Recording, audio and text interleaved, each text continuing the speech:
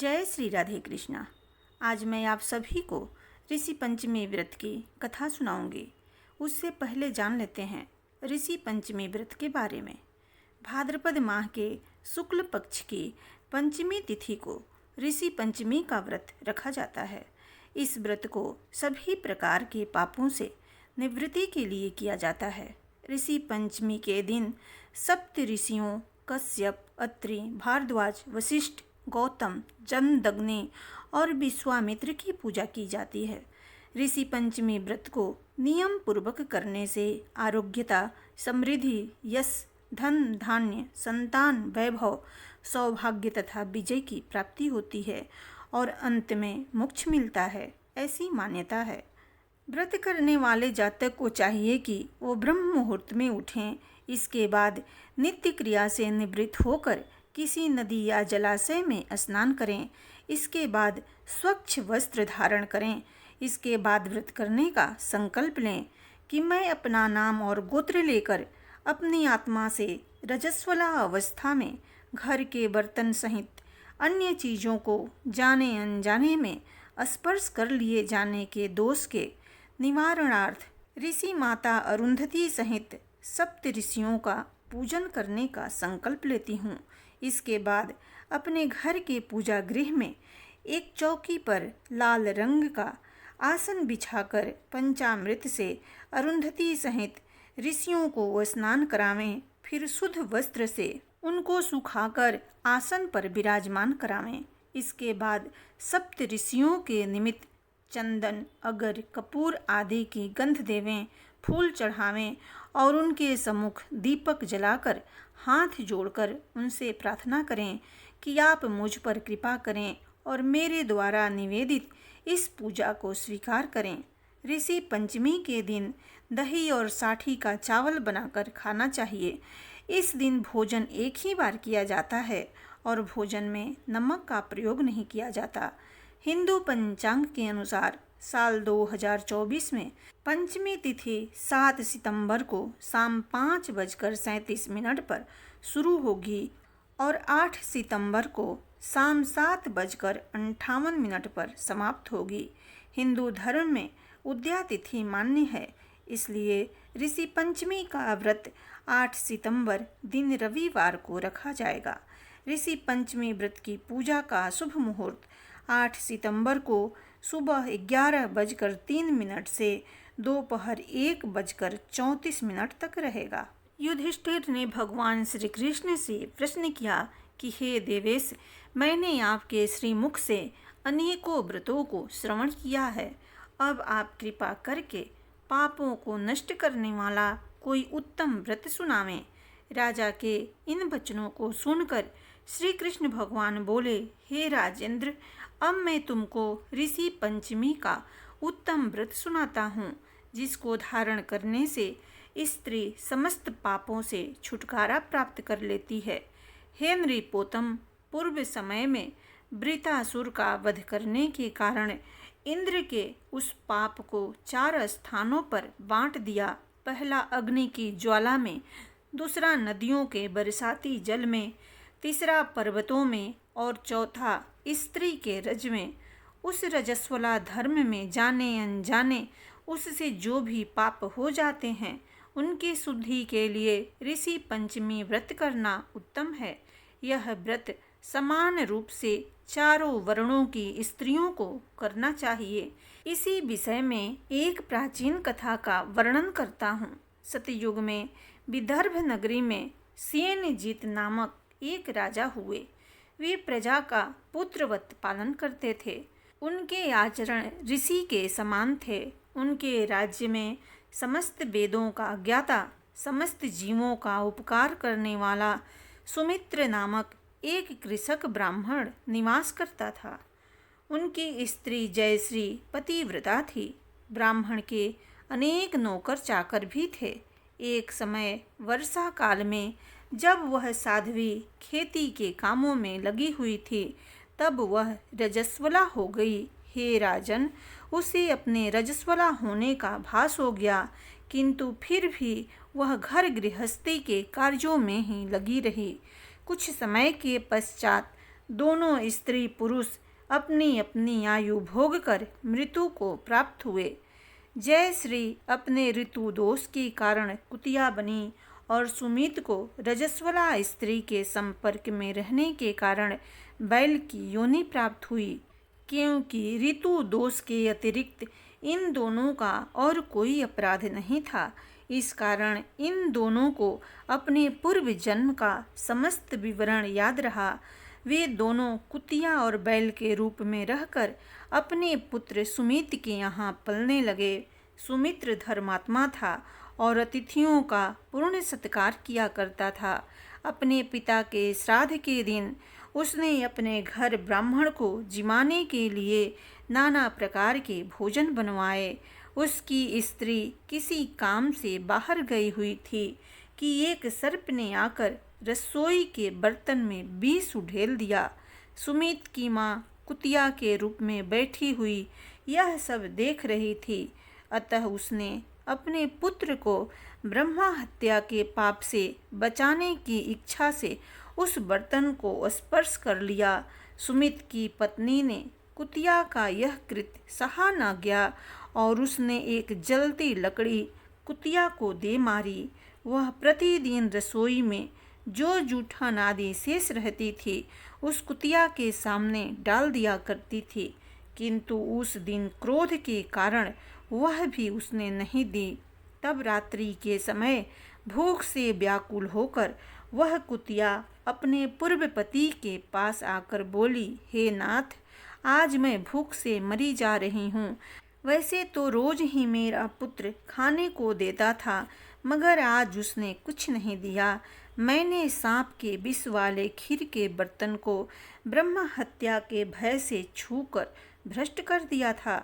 इस कारण बहू ने मारा और खाने को भी नहीं दिया है। तब बैल ने कहा, हे भद्रे, तेरे ही पापों के कारण मैं भी इस योनि में आ पड़ा हूँ। बोझा ढोते ढोते मेरी कमर टूट गई है।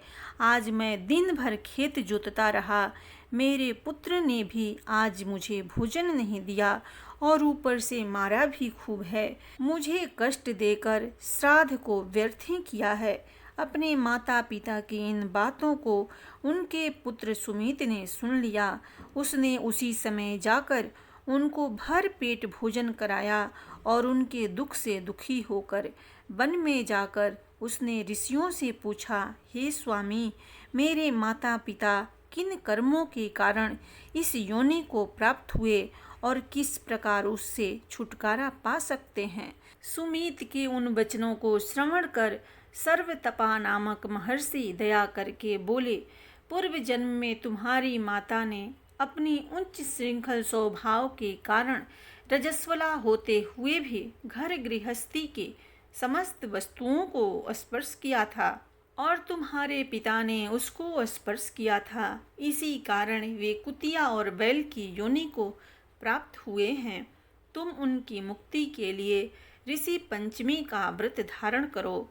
श्री कृष्ण जी बोले, हे राजन, महर्षि सर्वतपा के इन वचनों को श्रवण करके सुमित अपने घर लौट आया और ऋषि पंचमी के दिन आने पर उसने अपनी स्त्री सहित उस व्रत को धारण किया और उस पुण्य को अपने माता पिता को दे दिया। व्रत के इस प्रभाव से उसके माता पिता दोनों ही पशु योनियों से मुक्त हो गए और स्वर्ग को चले गए। जो स्त्री इस व्रत को धारण करती है वह समस्त सुखों को पाती है। एक समय राजा सीताश्व धर्म का अर्थ जानने की इच्छा से ब्रह्मा जी के समीप गए और उनके चरणों में शीश नवाकर बोले, हे आदिदेव, आप समस्त धर्मों के प्रवर्तक और गुढ़ धर्मों को जानने वाले हैं। आपके मुख से धर्म चर्चा श्रवण कर मन को महान शांति मिलती है। भगवान के चरण कमलों में प्रीति बढ़ती है। वैसे तो आपने मुझे नाना प्रकार के व्रतों के विषय में उपदेश दिए हैं। अब मैं आपके मुखारविंद से उस श्रेष्ठ व्रत को सुनने की अभिलाषा रखता हूँ, जिसके करने से प्राणी के समस्त पाप नाश हो जाते हैं। राजा के इन वचनों को सुनकर ब्रह्मा जी ने कहा, हे नृप श्रेष्ठ, तुम्हारा प्रश्न अति उत्तम और धर्म में प्रीति उपजाने वाला है। मैं तुमको समस्त पापों को नष्ट करने वाला सर्वोत्तम व्रत सुनाता हूँ। यह व्रत ऋषि पंचमी के नाम से विख्यात है। इस व्रत को ग्रहण करने वाला प्राणी अपने समस्त पापों से सहज ही छुटकारा पा लेता है। उसे नरक में कदापि नहीं जाना पड़ता है। इस व्रत का एक अति प्राचीन इतिहास और भी है। उस इतिहास को मैं तुम्हारे सम्मुख वर्णन करता हूँ। एक समय की बात है कि विदर्भ देश में उत्तंक नामक ब्राह्मण अपनी पतिव्रता पत्नी के साथ निवास किया करता था। उस ब्राह्मण दंपति के एक पुत्र और एक पुत्री थी। उसके पुत्र का नाम सुविभूषण था। वह कुशाग्र और तीक्ष्ण बुद्धि वाला था। उसने अल्पकाल में ही चारों वेदों को पढ़ लिया। हे राजन, उत्तंक ने अपनी पत्नी की परामर्श से अपनी पुत्री का विवाह एक सुयोग ब्राह्मण कुमार के साथ कर दिया। किंतु भगवान की गति ही कुछ ऐसी थी कि कन्या विवाह के 1 माह पश्चात ही विधवा हो गई। अतः विधवा होने के पश्चात वह कन्या अपने धर्म का पालन करती हुई अपने पिता के यहाँ रहकर ही अपने समय को व्यतीत करने लगी। विधवा कन्या के दुख से दुखी होकर उत्तंक अपने घर बार को अपने पुत्र को सौंपकर अपनी स्त्री और कन्या को लेकर गंगा जी के किनारे चला गया और वहाँ आश्रम बनाकर वेदों का पठन पाठन करने लगा। उसके पास कुछ ब्राह्मण भी वेद पढ़ने के लिए रहने लगे। कन्या भी अपने धर्म का पालन करती हुई अपना समय व्यतीत कर रही थी। वह नित्य प्रति मन लगाकर माता पिता की सेवा करती थी। एक दिन समस्त कार्यों से थक कर वह एक शिला पर आराम करने के लिए लेट गई। थकान के कारण उसको अपने शरीर की सुधि भी न रही। भगवान की गति से अर्धरात्रि के समय एकाएक उसके शरीर में कीड़े उत्पन्न हो गए। शिष्यों ने जब उस कन्या के शरीर पर कीड़ों को देखा तो उन्होंने जाकर अपनी गुरु पत्नी को बताया। कन्या के शरीर में कीड़े पड़ जाने की बात सुनकर ब्राह्मणी कातर स्वर से विलाप करती हुई उसी शिला के पास पहुंची जहां उसकी कन्या बेसुध पड़ी थी। उसके शरीर पर कीड़ों को देखकर बहुत दुखी हुई और विलाप करते करते वह ब्राह्मणी अचेत हो गई। जब उसे चेत हुआ तो उसने सोती हुई कन्या को गोदी में उठाया और अपने पति उत्तंक के सामने ले जाकर रख दिया। कन्या की दशा को देखते हुए ब्राह्मणी ने अपने पति से कहा, हे स्वामी, आप कृपा कर मुझे यह बताएं कि मेरी इस साध्वी कन्या की दुर्दशा किस दुष्कर्म के कारण हुई है। अपनी भार्या की बातों को सुनकर उत्तंक मुनि थोड़ी देर के लिए शांत होकर हृदय में भगवान का ध्यान करने लगे। उन्होंने अपनी ज्ञान शक्ति के द्वारा कन्या के पूर्व जन्म के समस्त वृतांतों को जान लिया। तब वे अपने नेत्रों को खोलकर बोले, हे प्रिय, यह कन्या पहले जन्म में एक ब्राह्मणी थी। उस समय इसने रजस्वला होते हुए भी एक समय घर के बर्तन आदि को छू लिया था। उसी पाप के कारण इसके शरीर में कीड़े पड़ गए हैं। इसने शुद्ध होने के बाद अपनी सखियों के साथ ऋषि पंचमी व्रत को देखकर भी उसका आदर नहीं किया था। व्रत के दर्शन के प्रभाव से तो इस जन्म में इसको उत्तम ब्राह्मण कुल तो प्राप्त हुआ, परंतु उस व्रत का तिरस्कार करने के कारण इसके शरीर में कीड़े पड़ गए हैं। मुनि के वचनों को सुनकर सुशीला बोली, हे स्वामी, जिस व्रत के दर्शन मात्र से आपके समान ब्रह्म तेजो में उत्तम कुल में इसको जन्म प्राप्त हुआ और जिसका तिरस्कार करने से शरीर कीड़ों से भर गया, उस महान आश्चर्यजनक व्रत को आप कृपा करके मुझे सुनाएं। उत्तंग मुनि प्रसन्न होकर बोले, हे सुशीले, वह व्रत समस्त व्रतों में उत्तम है। इसके प्रभाव से समस्त पाप नष्ट हो जाते हैं। इस व्रत को धारण करने वाला निश्चय ही दैहिक, भौतिक और दैविक तीनों प्रकार के कष्टों से छूट जाता है। व्रत को धारण करके स्त्रियां सौभाग्य को प्राप्त करती है। यह महान व्रत भादो मास के शुक्ल पक्ष में पंचमी को होता है। इस व्रत के प्रभाव से उसे अपने पूर्व जन्म का स्मरण रहता है। प्रेम से बोलिए भगवान श्री कृष्ण की जय।